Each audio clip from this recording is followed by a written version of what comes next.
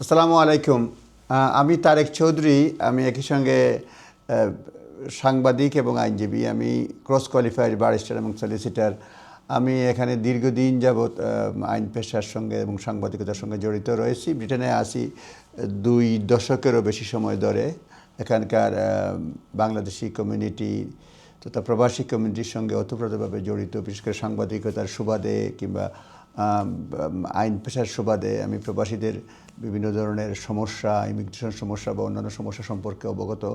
Bangladeshi issue নিয়েও দীর্ঘদিন কাজ করি, বিশেষ করে সিটিজেনশিপের ব্যাপারে যখন অনেক ধরনের চেঞ্জ করার একটা সরকারের পরিকল্পনা ছিল, সেই বিষয়ে কথাবার্তা দীর্ঘদিন কাজ করেছি, ক্যাম্পেইন করেছি। যে বিষয়টি নিয়ে কথা বলবো এখানে, বিশেষ করে দীর্ঘদিন যাবৎ বিশেষ করে প্রবাসীদের আইডি, ভোটাধিকার এসব নিয়ে রাজনৈতিক একটা খেলা চলে সবসময়ই, রিগার্ডলেস অফ পলিটিক্যাল পার্টি, সুনির্দিষ্ট পার্টি না, যেটা হয়। এবং বিশেষ করে এর বাহিরেও প্রবাসীদের যে বিষয়টুকু রয়েছে, ন্যাশনাল আইডি, পাসপোর্ট, ভোটাধিকার, এটা তো এক ধরনের রাজনৈতিক নেতৃবৃন্দ বিভিন্ন সময়ে সব সরকারের আমলেই কম বেশি আমরা হয়রানির বা হেনস্থার কিংবা নেগলেক্ট বা অবহেলার শিকার হয়ে যাই, বিশেষ করে এই দাবিগুলোর প্রেক্ষিতে। এর বাইরে তো রয়েছে আমাদের জমি জমা সহ বিভিন্ন বিষয়ে রয়েছে আমাদের প্রবলেম রয়েছে।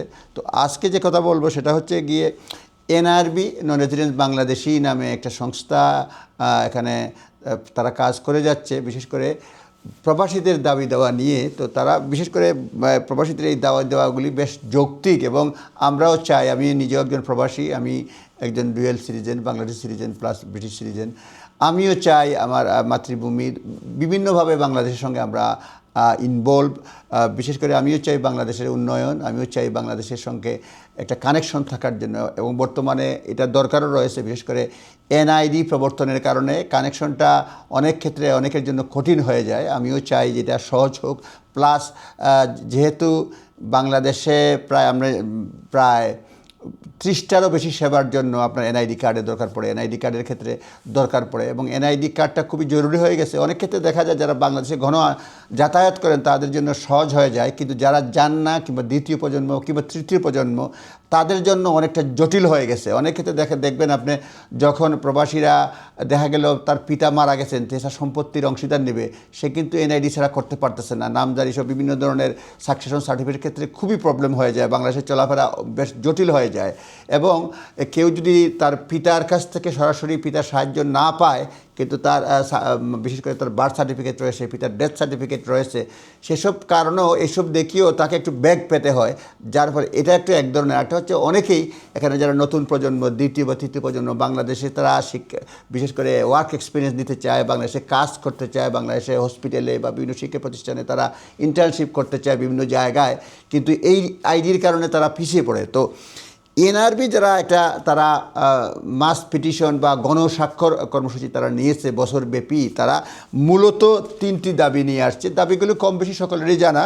একটা হচ্ছে পাসপোর্টের অনুকূলে স্বয়ংক্রিয় এনআইডি প্রদান, দ্বৈত নাগরিকত্বের প্রার্থিতার ক্ষেত্রে বৈষম্য দূর করা, আর কম্বাইন্ড মিলসি হসপিটালের আদলে প্রবাসী এবং তাদের পরিবারদের জন্য, পরিবারের সদস্যদের জন্য বাংলাদেশে বিশ্বমানের একটি হাসপাতাল নির্মাণ করা। 3টি বিষয়ে একটা কথা বলি। আমরা জানি, আপনারা সকলেই জানেন, বাংলাদেশ সরকার কিন্তু বিশেষ করে বর্তমান যে সরকার রয়েছে, ইন্টারিম গভর্নমেন্ট, তারা বেশ চাচ্ছে, মনে প্রাণে চাচ্ছে প্রবাসীদের ভোটাধিকার এবং এনআইডিও চলছে।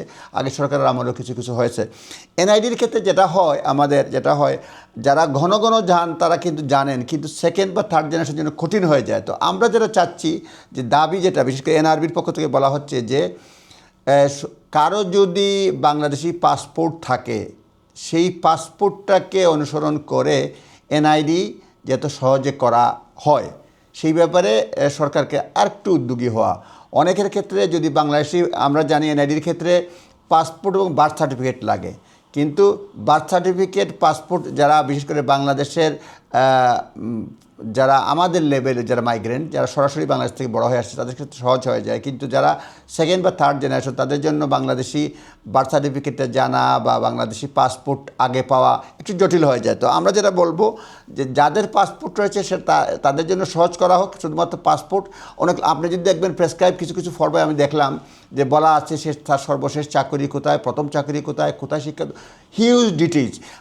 এত করে লম্বা, বিশেষ করে ব্যুরোক্রেটিক কোনো ধরনের কোনো কিছু না করে সহজ করার জন্য এটা এনআরবির দাবি, এবং সেক্ষেত্রে সরকার আশা করি একটা আরেকটু সহজীকরণ করবে। ইয়েস, সরকারের সদিচ্ছা রয়েছে এই সরকারের, এবং আমরা চাই আরেকটু সহজীকরণ, বিশেষ করে মানে যারা এদেশে জন্ম নিয়েছে বাংলাদেশি পিতামাতার ঔরসে, তাদের জন্য বিষয়টি আরও সহজ করা হোক। দ্বিতীয় যেটা, দ্বৈত নাগরিকত্বের ক্ষেত্রে প্রার্থিতার বৈষম্য দূর করা, সেটা এনআরবির দাবি। বিশেষ করে বাংলাদেশের সকল ক্ষেত্রেই দাঁড়ানো যায় সাংবিধানিক এবং পার্লামেন্ট মেম্বার ছাড়া, বিশেষ করে।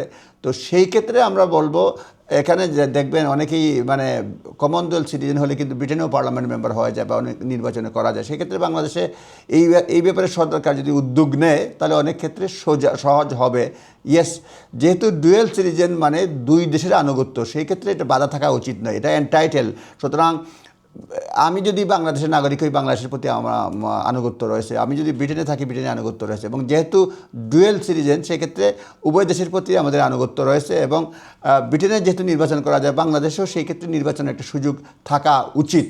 হ্যাঁ, সুতরাং সেই বিষয়টিও সরকারে দেখবে, এবং এটা মাস পিটিশনে অন্তর্ভুক্ত করা হয়েছে। এবং আমার মনে হয় যারা দেখবেন, যারা প্রবাসী রয়েছেন, তাদের যে উদ্যোগ, বিশেষ করে এনআরবির, সেখানে সিগনেচার করলে বিষয়টি ত্বরান্বিত হবে, এবং তাদের যে কর্মসূচি 1 লক্ষ সিগনেচার, আমার মনে হয় প্রবাসীরা এগিয়ে আসলে এটা হবে, এবং সরকার এ ব্যাপারে মনোযোগী হবে। সর্বশেষ যেটা বলতে চাচ্ছি, একটা হসপিটাল প্রবাসীদের জন্য, প্রবাসীরা যখন দেশে যায় সেক্ষেত্রে আমরা বিশেষায়িত হসপিটাল রয়েছে, কমিউনিটি হসপিটাল বলেন, পুলিশ হসপিটাল বলেন, বিভিন্ন ক্ষেত্রে বিশেষায়িত হসপিটাল রয়েছে। বিশেষায়িত না বলে বলবো এখানে প্রবাসীদের জন্য। বিশেষায়িতের ক্ষেত্রে বলা হয় যে ইয়েস ক্যান্সার হসপিটাল অথবা অন্য ধরনের হসপিটাল। আমি যেটা বলবো যে শুধুমাত্র প্রবাসী যারা রয়েছে তাদের জন্য একটা ডেজিগনেটেড হসপিটাল যদি করা হয়, সেই ক্ষেত্রে যেটা হবে, প্রবাসীরা যখন বাংলাদেশে যাবে তারা হয়তো কিছু একটা মানে বিশেষ করে লং কিউর অপেক্ষা করতে পারে না, একটা ভালো সেবা পাবে। সেক্ষেত্রে হয়তো তারা অতিরিক্ত ফিজও দেবে, বা অ্যাটলিস্ট প্রবাসীদের জন্য ডেজিগনেটেড কিংবা আইডেন্টিফাই করা স্পেসিফিক হসপিটাল যদি করা হয়, ঢাকা কিংবা সিলেট বা সেন্ট্রাল যেখানে মানুষ ইজি অ্যাক্সেস পায়, সেখানে যদি করা হয়, সেক্ষেত্রে প্রবাসীরা উপকৃত হবে। এবং এই ক্ষেত্রে হয়তো আমার ধারণা যে প্রবাসীদেরকে কেউ যদি ডোনেশনের জন্য বলা হয়, সেক্ষেত্রে অনেকে তো ডোনেশনও করবে। সেই ক্ষেত্রে সরকারি যদি উদ্যোগ থাকে এবং সরকারের যদি সদিচ্ছা দেখা দেয় থাকে, সেক্ষেত্রে এটা করা সম্ভব। তো 3টি দাবি, একটা হচ্ছে গিয়ে এনআইডি আরও সহজীকরণ, বিশেষ করে পাসপোর্ট থাকলে সহজে যেতে হয়। দ্বিতীয় যেটা, যারা ডুয়েল সিটিজেন তাদের পার্লামেন্ট নির্বাচন ক্ষেত্রে যেন যে বাধা রয়েছে সেটা সে ব্যাপারে সরকার উদ্যোগী হয়, বিশেষ করে সহযোগিতা করে। যদিও এটা সংবিধানে রয়েছে, সেটা সংবিধান বিভিন্ন ক্ষেত্রে বিভিন্ন সময়ে চেঞ্জ করা হয়, সেটাও চেঞ্জ করা যেতে পারে। এবং তৃতীয় যেটা হচ্ছে একটা ডেজিগনেটেড হসপিটাল প্রবাসীদের জন্য। এবং এই 3টা দাবি যদি সরকার মহোদয় মানে এটা বিবেচনা করেন, প্রবাসীরা উপকৃত হব, প্রবাসীরা গ্রেটফুল থাকবো। আমরা সেই 3টি দাবি বাস্তবায়ন হবে সেই প্রত্যাশায় রইলাম। ধন্যবাদ। ঠিক আছে, আর কিছু বলুন?